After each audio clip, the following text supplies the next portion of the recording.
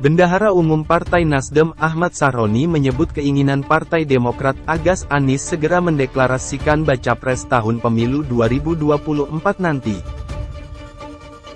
Sahroni bilang ada keinginan Partai Demokrat agar AHY yang mendampingi Anies dalam pemilu 2024 tersebut.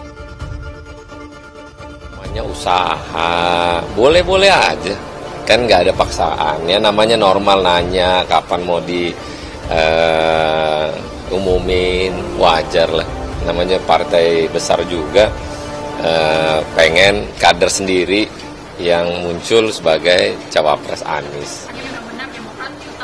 Iya, mereka maksa pokoknya untuk AHY mendampingi Anies. Ini menjadi ancaman bagi koalisi nggak sih kalau mereka bukan Mas AHY kemudian mereka keluar atau gimana? Karena kan ada godaan juga dari PDIP untuk itu kan keinginan partai politik kan pasti beda-beda.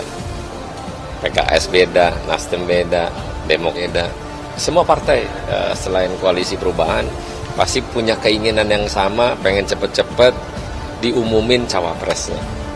Tapi dengan situasional yang terjadi saat ini sangat dinamis dengan semua calon wakil presiden yang ada di Republik ini.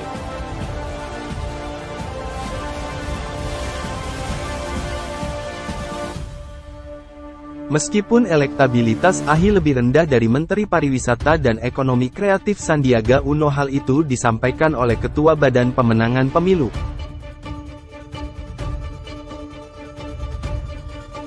Sebelumnya hasil survei Litbang Kompas memperlihatkan bahwa elektabilitas Sandiaga sebesar 13,8%, sementara AHY berada di posisi ketiga dengan raihan elektron 10,8%.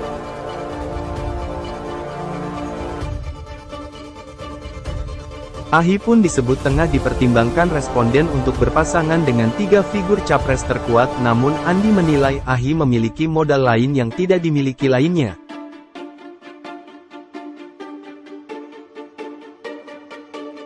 Capres Ketua Umum Partai Gerindra Prabowo Subianto maupun Gubernur Jawa Tengah Ganjar Pranowo, sementara Andi mengklaim bahwa Anies memiliki peluang menang lebih tinggi apabila berpasangan dengan AHY. Menurut survei Bank Kompas yang rilis pada Mei tahun 2023, elektabilitas cawapres tertinggi ditempati oleh Sandiaga Uno.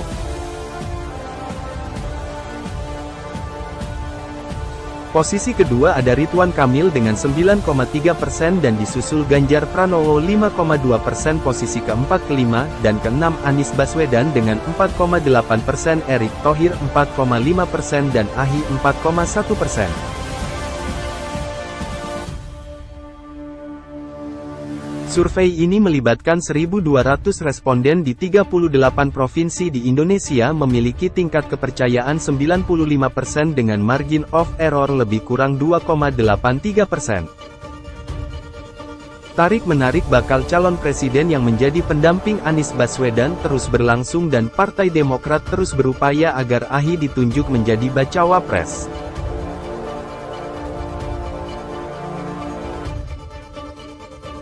Ya kan, evaluasi itu kan sesuatu yang wajar dilakukan dalam waktu ke waktu supaya nanti kalau bertanding siap dan menang. Oke. Sekarang ini belum garis start. Sekarang pun sebenarnya belum di garis start. Ini baru kalau MotoGP ini baru cek sirkuit dulu ini. Cek sirkuit.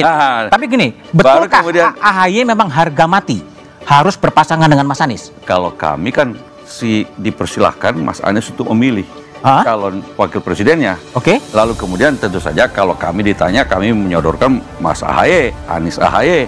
Kalau mau menang ya Anies AHY, kan begitu.